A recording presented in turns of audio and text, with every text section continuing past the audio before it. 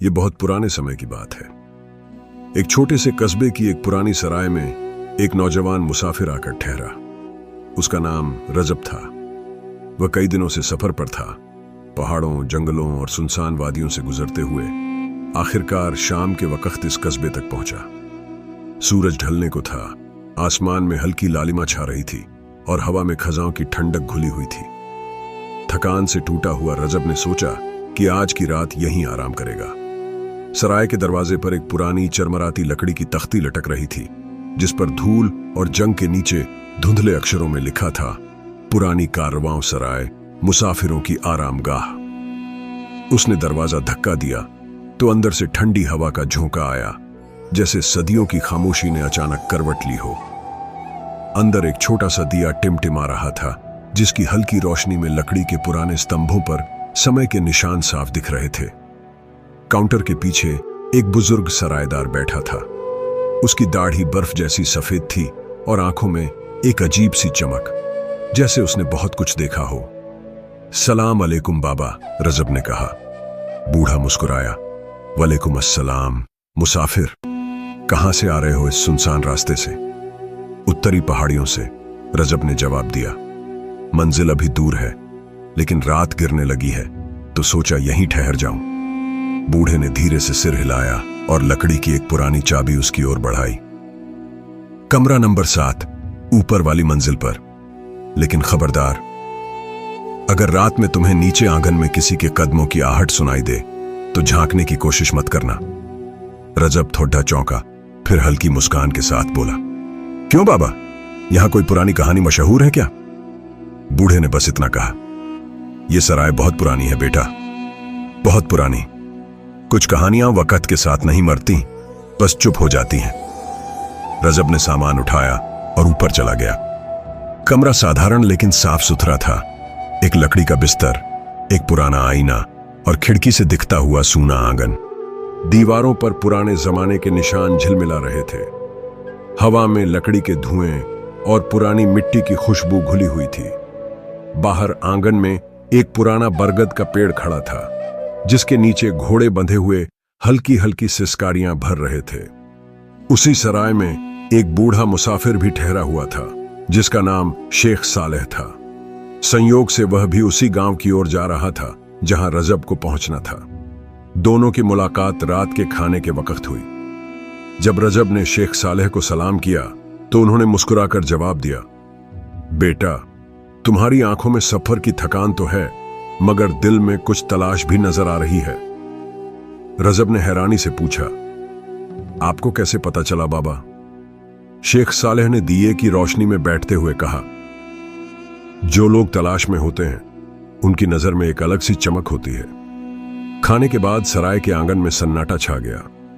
बस कभी कभी झींगुरों की आवाज या दूर कहीं से कुत्ते के भौंकने की आवाज सुनाई देती। रजब ने आग के पास बैठकर अपनी चादर ठीक की और पूछा, बाबा, आप भी उस गांव जा रहे हैं? शेख सालेह ने सिर हिलाया। हां बेटा, वही गांव जहां बरसों पहले मैंने कुछ खोया था और शायद अब उसे वापस लेने जा रहा हूं। यह सुनकर रजब चौंक गया। क्या खोया था आपने? बूढ़े ने एक गहरी सांस ली और कहा, एक वादा, एक दोस्ती और शायद अपनी जवानी का एक हिस्सा। हवा जरा तेज हो गई थी, दिए की लौ डगमगाने लगी थी। रजब ने महसूस किया कि इस कहानी में कुछ ऐसा है जो उसके अपने सफर से कहीं ना कहीं जुड़ा हुआ है। दोनों देर रात तक बातें करते रहे। कभी बीते जमाने की यादों का जिक्र होता, कभी उस गांव की रहस्यमयी वादियों का। आखिरकार जब नींद की नरम हवा ने उन्हें छू लिया तो दोनों ने तय किया कि सुबह सुबह साथ रवाना होंगे। दिए की रोशनी में उनके चेहरों पर एक हल्की सी उम्मीद की झलक थी, जैसे दोनों किसी ऐसी मंजिल के मुसाफिर हों जो अभी उनके ख्वाबों में पूरी तरह बनी भी नहीं थी। बरखुरदार, तुम भी चाँदनगर जा रहे हो? मैं तो उसी बस्ती का रहने वाला हूं। बताओ, तुम वहां किसके घर जा रहे हो? रजब ने आदर भरे लहजे में जवाब दिया, मैं आपके गांव में अब्दुल कुद्दूस नाम के व्यक्ति के घर जा रहा हूं। वे मेरे करीबी रिश्तेदार हैं। यह नाम सुनते ही शेख सालेह के चेहरे पर एक हल्की सी मुस्कान जम सी गई, मगर आंखों में धुंधलका सा छा गया। कुछ पल वह खामोश रहा, जैसे अतीत के किसी बंद दरवाजे के सामने खड़ा हो। फिर धीरे से बोला, अब्दुल कुद्दूस। हाँ, मैं उसे जानता हूं, बहुत पुराने रिश्ते हैं हमारे। रजब ने तुरंत पूछा, क्या आप उन्हें अच्छी तरह जानते हैं? शेख सालेह ने गहरी सांस ली। अच्छी तरह? बेटा, वह कभी मेरा सबसे करीबी दोस्त था, लेकिन वक्त इंसानों के बीच फासले डाल देता है। दिए की लौ अब मंद पड़ने लगी थी। रजब ने देखा कि बूढ़े की आंखों में नमी चमक रही थी। सुबह सूरज की पहली किरण के साथ दोनों मुसाफिर अपने घोड़ों पर रवाना हुए। रास्ता धुंध से भरा था, मगर उनके दिलों में एक अजीब सी बेचैनी थी, जैसे चांद नगर की गलियां किसी पुराने राज के इंतजार में हो। चलो बेटा, अब वक्त है राह पकड़ने का। चांद नगर ज्यादा दूर नहीं, मगर रास्ता पहाड़ी है। रजब ने सिर हिलाया। रास्ता खामोश मगर खूबसूरत था। कहीं पेड़ों के झुरमुट, कहीं बहते झरने और कहीं परिंदों के झुंड जो आसमान में घेरे बनाकर उड़ रहे थे। सफर के दौरान रजब ने पूछा, बाबा, चांदनगर कैसा गांव है? शेख सालेह ने दूर क्षितिज की ओर देखते हुए कहा, चांदनगर एक ख्वाब सा गांव है। वहां की शामें चांदनी में भीगी होती हैं और लोगों के दिल सादे, मगर कहानियां गहरी। मगर बेटा, वहां कुछ जख्म भी हैं जो वक्त के साथ भरे नहीं, बस छिप गए हैं। रास्ते में चलते चलते रजब रुका और बोला, बड़े मियाँ, एक बात कहना चाहता हूं। शेख सालेह ने पूछा, क्या बात है बेटा? रजब ने शांति से कहा, अगर आप चाहते हैं कि मैं आपका हमसफर बनूं तो एक शर्त है। सफर के दौरान मैं जो भी करूं, आप उससे कोई सवाल नहीं करेंगे, न हैरान होंगे न ताज्जुब करेंगे। शेख सालेह ने कुछ पल सोचा, फिर बोले, ठीक है बेटा, तुम्हारी शर्त मंजूर है। रजब मुस्कुराया। तो तय रहा, अगर आप राजी हैं तो मैं आपका साथी बनकर खुश हूं। रास्ता लंबा था। दोपहर होते होते दोनों एक घने जंगल में पहुंच गए। थकान बढ़ गई तो उन्होंने एक पेड़ के नीचे आराम करने का सोचा। दोनों ने अपना टिफिन निकाला। शेख सालेह बोले, चलिए मियां, बिस्मिल्लाह कहकर खाना शुरू करें। रजब ने कहा, जरा ठहरिए बड़े मियां। उसने अपने थैले से एक छतरी निकाली, खोली और सिर पर तान ली, फिर खाना शुरू कर दिया। शेख सालेह हैरान रह गए। अरे बेटा, हम तो पेड़ की छांव में बैठे हैं, फिर छतरी खोलने की क्या जरूरत? रजब ने शांत स्वर में कहा, बड़े मियां, आपने वादा किया था कि सफर में सवाल नहीं करेंगे। अब हमारे रास्ते जुदा हैं। शेख सालेह घबरा गए। बोले, माफ कर दो बेटा, मुझसे गलती हो गई। अब वादा करता हूं कोई सवाल नहीं करूंगा। रजब मुस्कुरा दिया और खाना खाकर छतरी बंद कर ली। रात घिर आई तो दोनों ने उसी जंगल में रुकने का फैसला किया। शेख सालेह थके हुए बोले, चलो बेटा, यहीं पेड़ के नीचे सो जाते हैं। रजब ने कहा, ऐसा ठीक नहीं, हमें ऐसा पेड़ ढूंढना चाहिए जिसकी डालें मजबूत हों, ताकि ऊपर चढ़कर आराम से सो सकें। शेख सालेह को बात अजीब लगी, लेकिन कुछ नहीं बोले। आखिर रजब ने उन्हें सहारा देकर ऊपर चढ़ा दिया और खुद भी ऊपर चढ़ गया। रात गुजर गई। सुबह दोनों नीचे उतरे और सफर आगे बढ़ा। कई घंटे बाद वो एक नदी के किनारे पहुंचे। रजब ने कहा, यहीं से पार किया जा सकता है। शेख सालेह ने जूते उतार लिए और बोले, मैं तुम्हारे पीछे चलता हूं।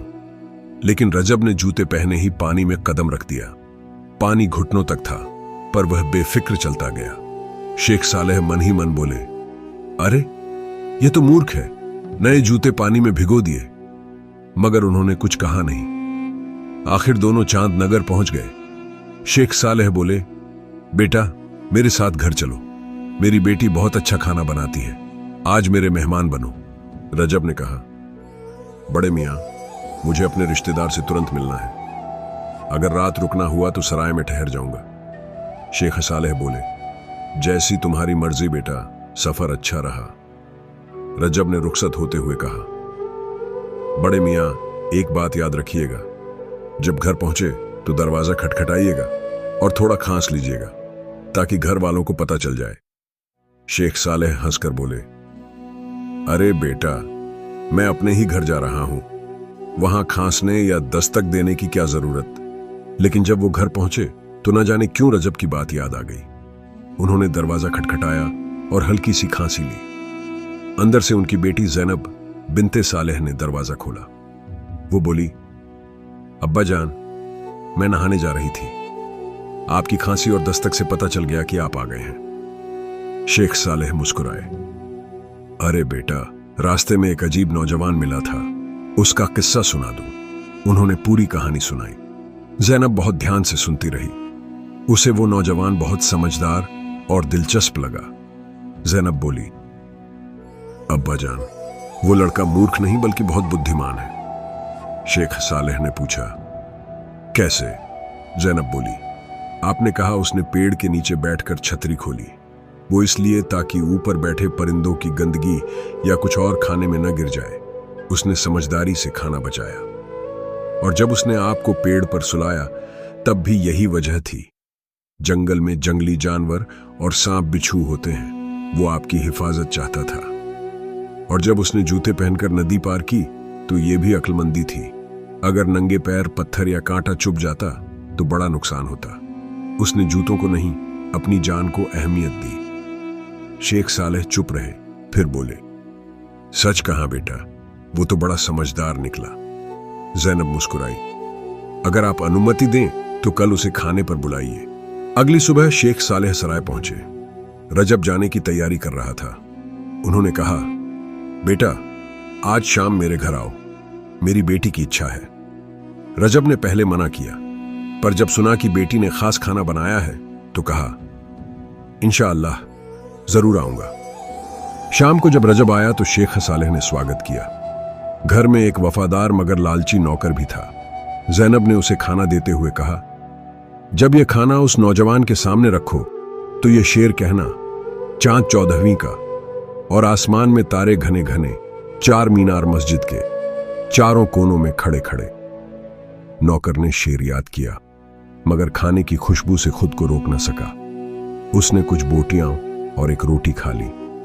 जब उसने खाना रजब के सामने रखा, रजब ने मुस्कुराकर जवाब दिया, अपनी मालकिन से कहना, चांद तो 14वीं का है, मगर आसमान में तारे कम, 4 मीनार मस्जिद के एक गिरा हुआ है।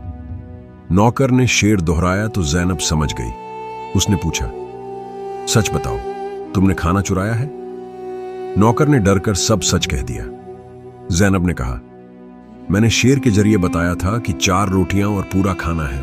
उसने जवाब में बताया कि 1 रोटी और कुछ खाना गायब है। शेख सालेह बोले, बेटी, तुम भी समझदार और वो भी अक्लमंद। मुझे लगता है तुम दोनों एक दूसरे के लिए बने हो। जैनब शर्मा गई और बोली, जैसा आप उचित समझें अब्बा जान। कुछ दिनों बाद सादगी से उनका निकाह हुआ। रजब और जैनब ने समझदारी, ईमानदारी और मोहब्बत से अपनी नई जिंदगी शुरू की और हमेशा खुश और संतुष्ट रहे।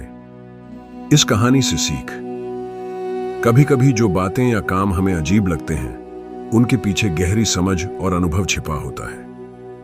अगर आपको सुघरा कहानी सेंटर की यह कहानी पसंद आई हो तो कमेंट जरूर करें, चैनल को सब्सक्राइब करें और बेल आइकॉन दबाना न भूलें ताकि हमारी नई और दिलचस्प कहानियां सबसे पहले आप तक पहुंचे। कहानी को अपने दोस्तों के साथ शेयर करें।